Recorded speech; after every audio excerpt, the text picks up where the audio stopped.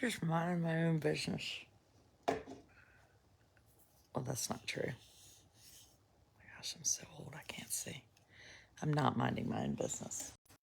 But I have been for too long. And so I'm back. I'm back. You've wondered where I've been. I'm back. Adrienne Wood, Tales of an Educated Debutante, who has been very quiet and silent on the front of public education, is back. And I don't really know why I've been quiet. I think COVID the last couple years, maybe having no internet ever is my problem. No, we've had COVID and vaccines and masks and COVID and COVID and COVID. And I feel like I'm just coming up for air. So there's two things I really hear about in life. Well, there are more than two, but I'll tell you in terms of things. Advocating for families with children with special needs, which obviously strikes a chord with me, and advocating for our public schools in North Carolina. And today I spoke to a teacher, I spoke to a superintendent, I spoke to a school board member, I spoke to a politician, I spoke to a lobbyist. Like I just happened to I had these meetings all on the same day. And kind of stepped back this year and thought, I'm not going to do speaking. I'm going to just sort of, I feel like I'm needed elsewhere, but I really haven't known what that was. Do you follow your gut ever? Following your gut is something at almost 50 that I've learned is just super smart. So today I realized it's my gut, it's public education. And I got this message from this physician I love. And so today in Charlotte, this just kind of started it off. It's an interesting story. Bizarre, but interesting. Bailey Middle School, Charlotte Mecklenburg school system, a group of seventh graders sitting in the cafeteria, girls, and there is an administrator there. And she tells the girls that in the morning they need to look at them, bend over and like look at themselves in the mirror or something. Well, then she makes them say aloud to the cafeteria, no bellies, bust, or butts, like chanting it a few times. Sound is not matching your mouth. Well, welcome to my life. That's what I feel like when I watch Tucker Carlson.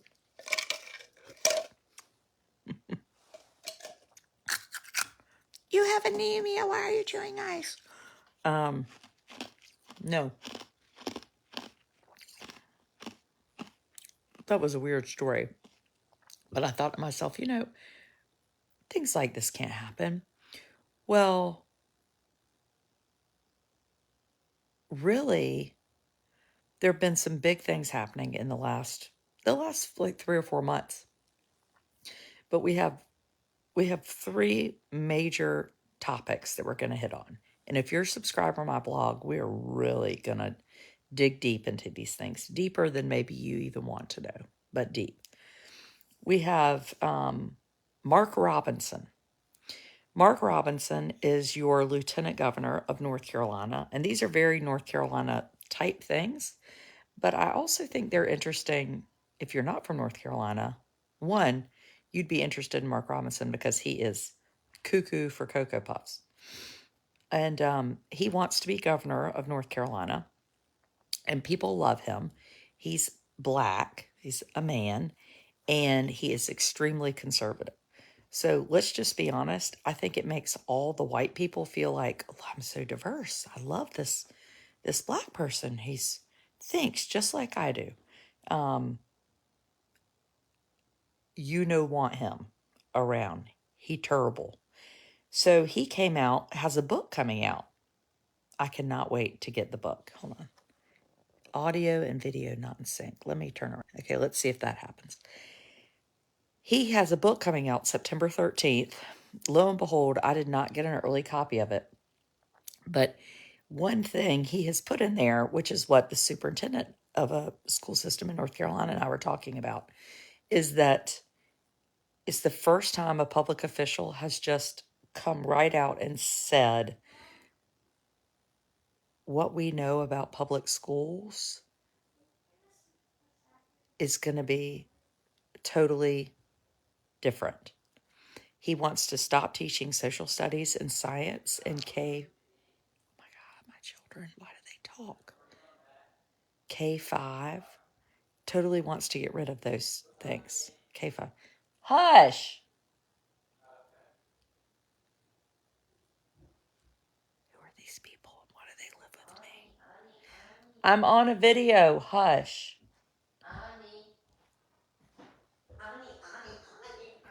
He can't possibly write. Okay, I'm on a video. What? Yes, a very large video.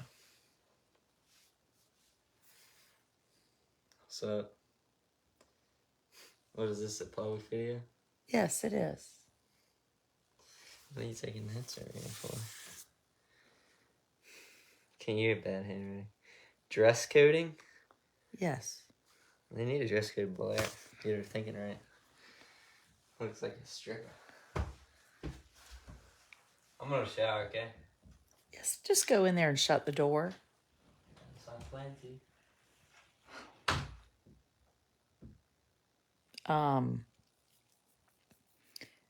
So you have Mark Robinson, who wants to run for governor, and he is downright dangerous. When I say dangerous, I really mean dangerous. I thought Mark Johnson was scary. There have been some senators that I've stood against.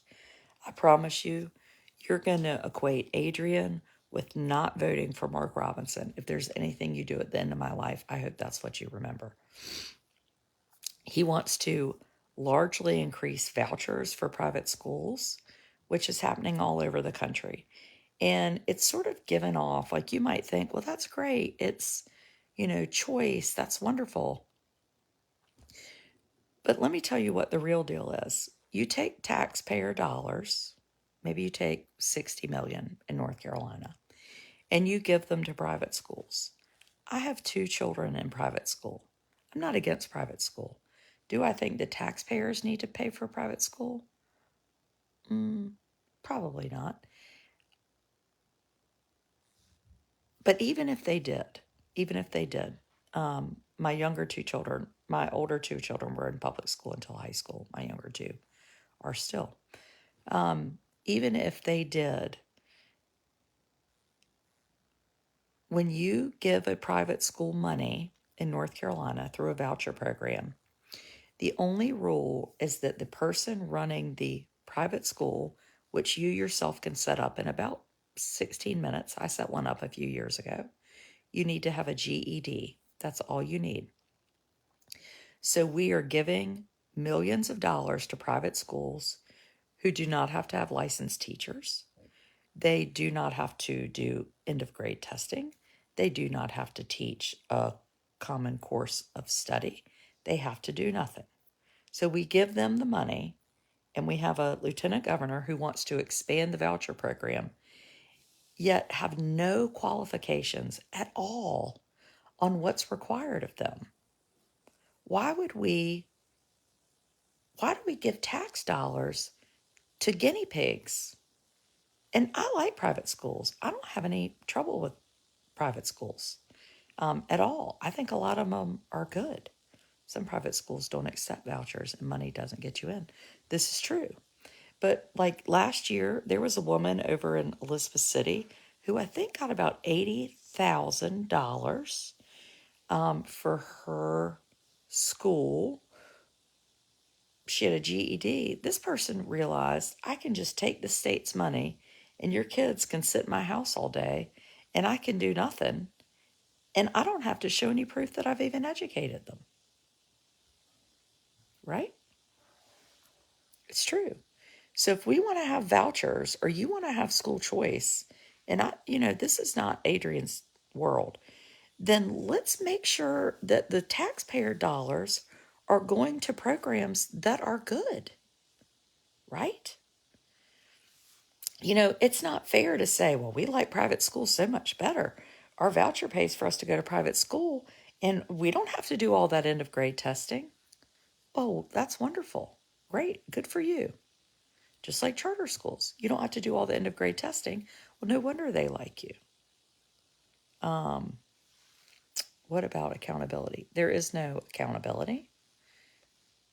Curious what you meant on your video or two a day. Oh, you might need to become a subscriber if you're going to get a deep, like Stuart Smalley, deep into thoughts. I said I used to be a Republican until my experience with public schools.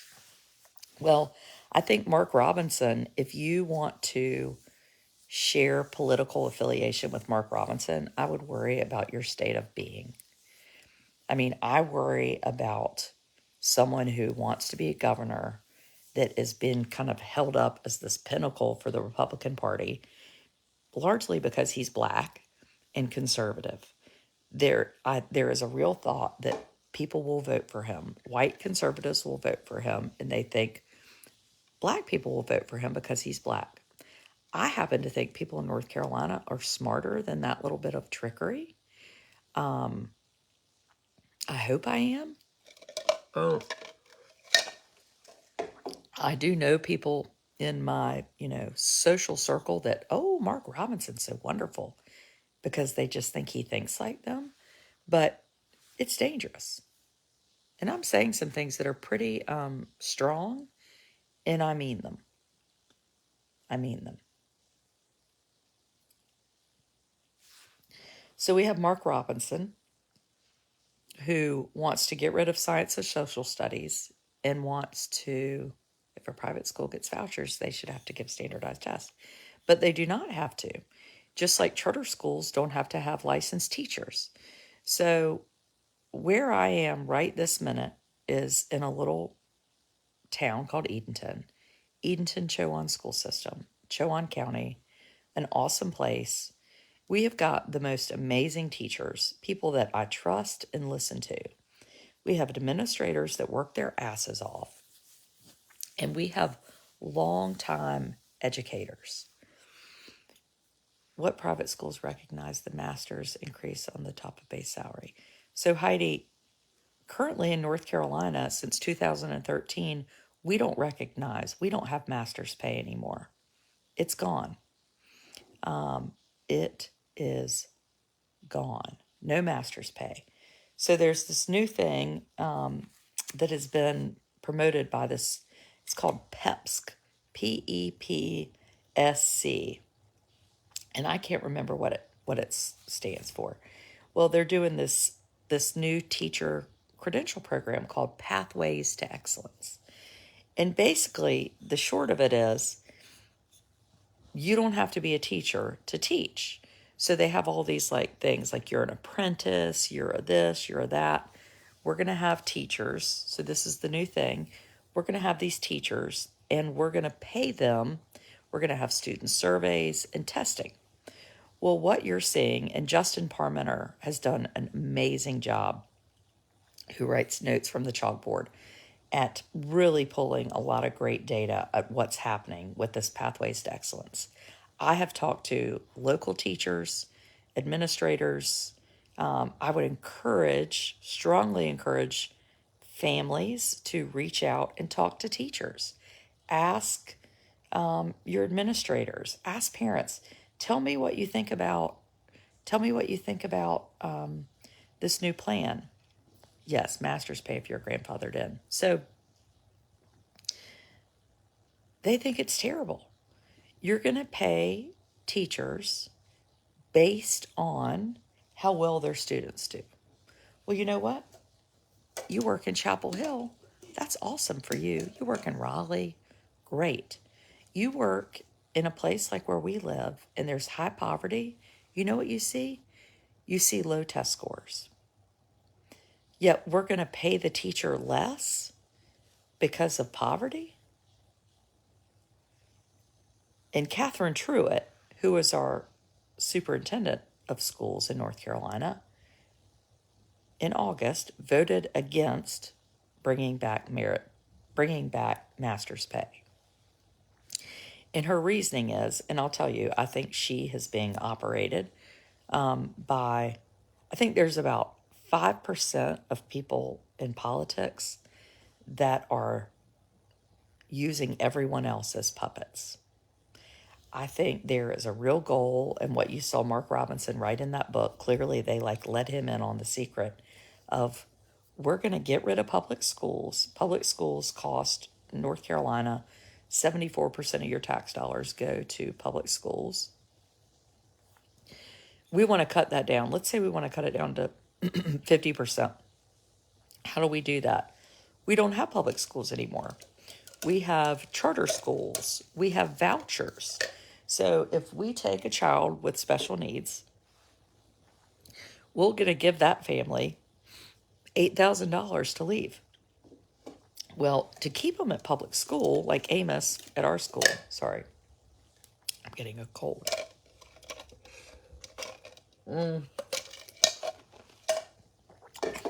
Amos gets about our school system gets about $17,000 a year for him. Well, I can apply and get the $8,000 voucher all day long. Well, then that handful of politicians is excited. Now, everybody else is excited because they think, well, that's great. The Wood family gets choice. They get something better for Amos, even though there's really nothing for Amos where I live. But the handful of people, you know what they say? And they're not even secretive about it. If you go on the voucher website, they tell you, this saves us money. Do you know how much money it saves when people take vouchers and leave the public school system? It is cheaper to educate these people in these private schools. Now, if they really cared about your children, wouldn't they want testing? Wouldn't they want teachers to be licensed? Wouldn't they want to know something that was happening once they gave that private school the money? No. No. No. No way, Jose. Amos gets a great education. He's in an awesome elementary school with awesome teachers.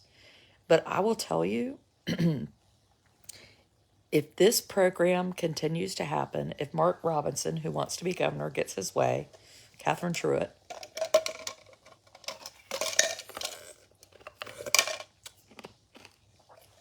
I gotta get some water.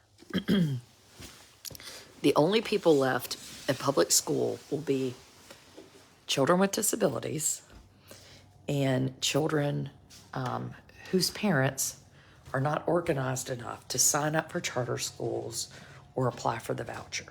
And honestly, I probably fall into all three of those categories. There is a charter school near us, and I remember thinking, well, we can't ever go to that because who in the hell can remember when to put their name in for the lottery? So when you hear things like school choice and vouchers, and tonight was just a little touchstone where we really are going to get into this. And on my subscriber page, we're going to be doing some really good interviews with experts in this area. We're going to hear from some teachers, and we're going to hear from some administrators, and we're going to hear from some politicians about these topics because it's super important. It's super important. Super duper important. So anyway, it's exhausting. It's exhausting. If the voucher system succeeds, it will be the demise of the public schools and impact services for students with special needs. You know, you just don't want, you don't want a governor that doesn't want children to learn about science and social studies in K-5. You don't want a governor who writes in his new book, memoir, that public schools are possibly going to be gone and be excited about it. You know, you don't want that. If you don't have a public school system, what do you have? And do you know how expensive it is? What's so stupid about this, the part of me that was the Republican, is the fiscally conservative person, is that When you fund things like early childhood education and pre-K, you save money later on because you know that there was this great study done out of Frank Porter Graham Child Development Institute where I was a research assistant for years, and it was called the Abecedarian Project. And they took a group of about 125 children and they flipped a coin. Half the kids got free diapers and the other half got free, high quality child care. Well, those children now are nearly 40 years, if not 40, they are for like 45 years old. 3 times less likely to go to prison, 4 times more likely to graduate from high school. So you were looking at this expenditure of $10,000 and it paid itself back like fourfold. And so you knew if you spent the money earlier, you were going to get it back, right? Why isn't that being a conservative or a Republican? That makes the most sense. But jail is really expensive. It's way cheaper to do this than to pay for people to go to prison. Rita? Okay. I'm not talking to you. I wonder if your pen would be different if you didn't have Amos. You know, I never went to public school. I always went to private school. And until I went to Carolina for grad school. But when I had my own children, I really wanted my kids to have a different experience than I did. I didn't have any friends that were that different from myself until, you know, at least people of color until graduate school. And I didn't want that. That's always stuck with me. And so when it was time for my kids to go to school, I wanted them in public school. And now my children are off at boarding school, and similar to how children go off to a private college instead of a state university, it's nothing against a state university, but you have an opportunity to go to Princeton or Harvard or Yale or somewhere, you go, right? Because it's a good opportunity. And my children were given this amazing opportunity to get this education, and they're taking advantage of it. What about the parents that can't afford private or charter schools? Well, charter schools are public schools, so they're free. So everyone can afford a charter school. So that's a great question. Let's just make sure everybody knows that. Now, if you choose a charter school, you do not have an elected board of education. So every school district has a board of education that are elected members. If you have a problem at your school district, you can go to your principal, your teacher, your superintendent, and then you can go to your board of educators. If you are in a charter school, you have a board, but the board are people that are handpicked. And what I have found is oftentimes they're all related. So if you have a problem happening at the charter school and you want to go to a board person about it, you can, but they might not listen to you. So then you can call Dave Machado at the Office of Charter Schools, and you may or may not get any information from him. So the most questions and pleas that I get are from parents at charter schools. They have these horrible stories, these terrible things that have happened. And then at the end, they say, we're at such and such charter school. And you know what I have to say? I'm sorry, I can't help you. I went down this road with Coastal Prep in Wilmington. I mean, I spent a lot of time and energy, and I learned a lot about what charter schools can be, and there are some that are good. But the problem is there is no elected group following what's happening.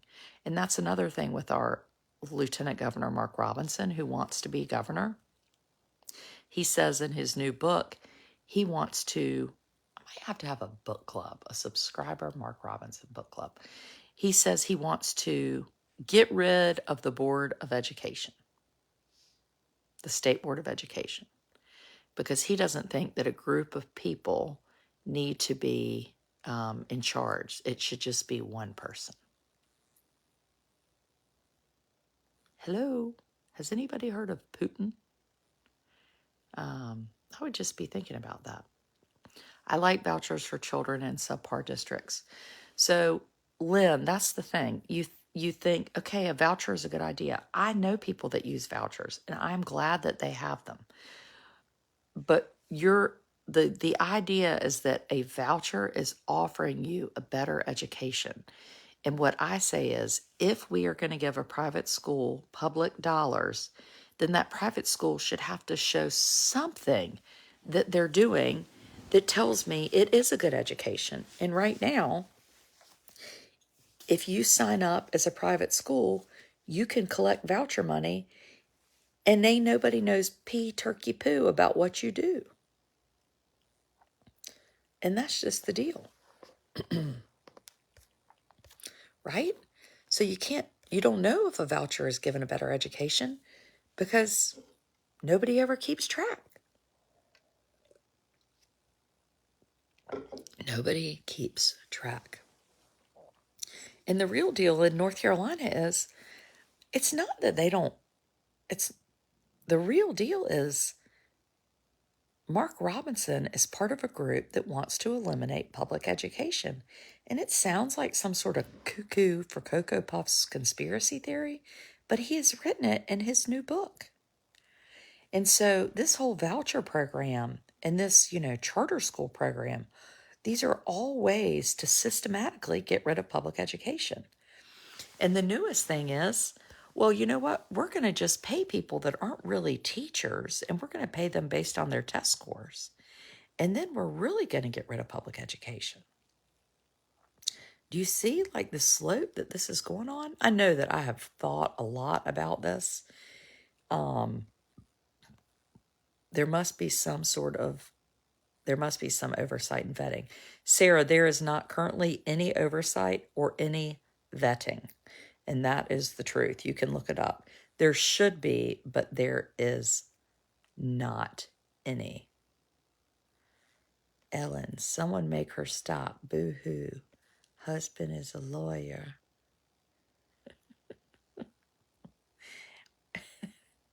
I love comments like that. I love it if I were Ellen and I hated someone and I just watched them to make myself mad. That's almost how I felt reading all that stuff about Mark Robinson.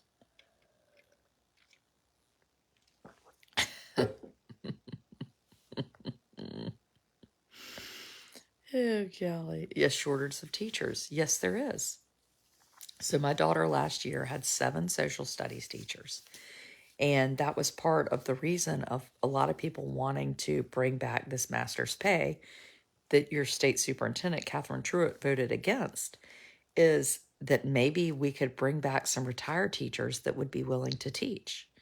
So this year in our school system, we're missing some classes. And it's not because my school system doesn't want to offer them. We don't have teachers. So then you might say, well, maybe we need to have this new thing where you just pull Yodel from Schnitzelburger or, Charlie that works at the Taco Hell. Let him come. He's been running the meat hose for a while. I bet he could do chemistry. Let's bring him in. And you know what? If the kids write favorable reviews of him because he's maybe selling a little weedy rama on the side, they'll give him a great, feedback. He's going to make more than Dodo Bird down the street with the master's degree. Are you freaking kidding me? No. The real thing to do is to pay teachers well and treat them well. That's what we do with physicians.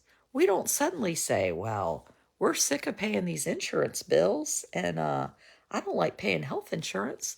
I mean, why don't I want the apprentice doctor? And I'm going to pay him based on how many people he doesn't kill. We don't do that. That's what the superintendent I was speaking to earlier today, he was like, does anybody know that there's a science to teaching? Do we know this? Like, do we really think teaching is so easy? Have any of you all ever been in a school or a classroom? I have had 70 teachers in the public school system. Is that right? 70 teachers? Did I make that up? 4 children, 9. 40 collective years so far. And I'm telling you, you see people bust their asses for very little. And when you hear from those teachers, when they say, this teacher who is somebody I adore and respect, she's in Eastern North Carolina, known her a long time. She lives one county over from me. And she said, I set up a meeting to go find out when I can retire. You know, you can't miss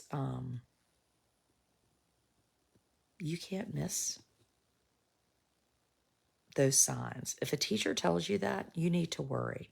And when a teacher tells you this Pathways to Excellence program is shitty, you need to listen.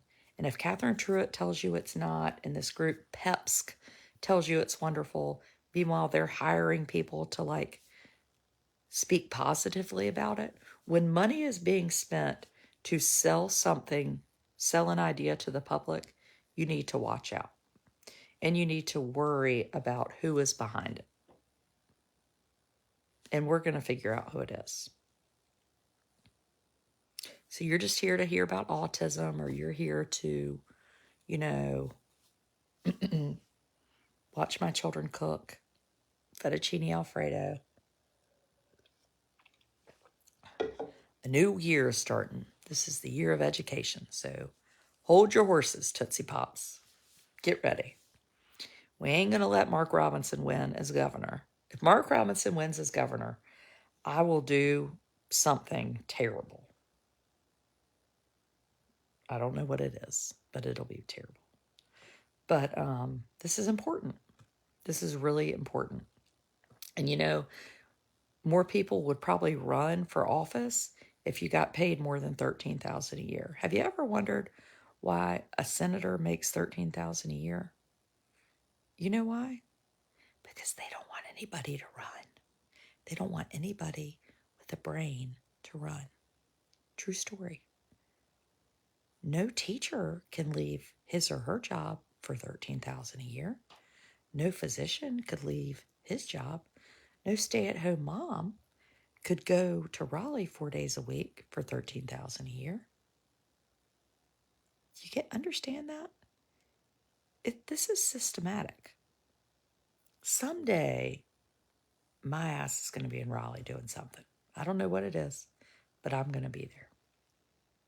Not right now, but someday.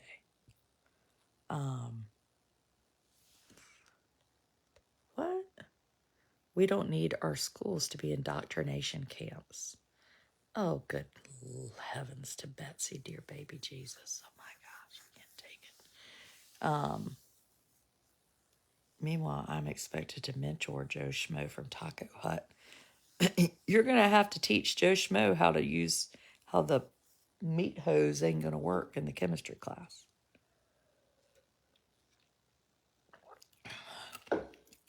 Teaching is a calling. It is a job. And, you know, we're in a time and place where people can work from home and make money, and they don't have to go and teach. There was, back in the day, oh my God, somebody just said Mark Robinson is a godly man, even though he hates gay people. I'm sure Jesus hated gay people too. Don't lower yourself to say you will do something dramatic. I didn't mean like something mean. I meant like I would run naked down the Capitol steps or something just terribly embarrassing if he wins. I didn't mean I was going to like do something. If you think a school is an indoctrination camp, I'd like you to go spend about a week with Amos and see what they're indoctrinating him on. The big page is hard. This is why I have a subscriber group.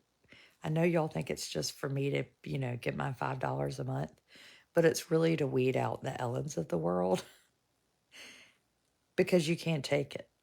And you cannot take the people that are sitting around with no life and they just go on Facebook and they're like, wait, I don't like what she's saying.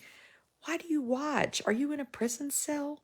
Like, if you're in solitary confinement, do they let you have a TV? They shouldn't. They should not. No. Subscribers, I'll see you all in the morning after I drop off people at school. Just found out today the middle school is now starting 10 minutes early, which means I have to go to the middle school, which is 20 minutes away, come back to the elementary school. So I got to be up and dressed and ready at 7, which is a real struggle around here. Carry on, my people. Subscribers, see you about 8 a.m. for a good old coffee chat.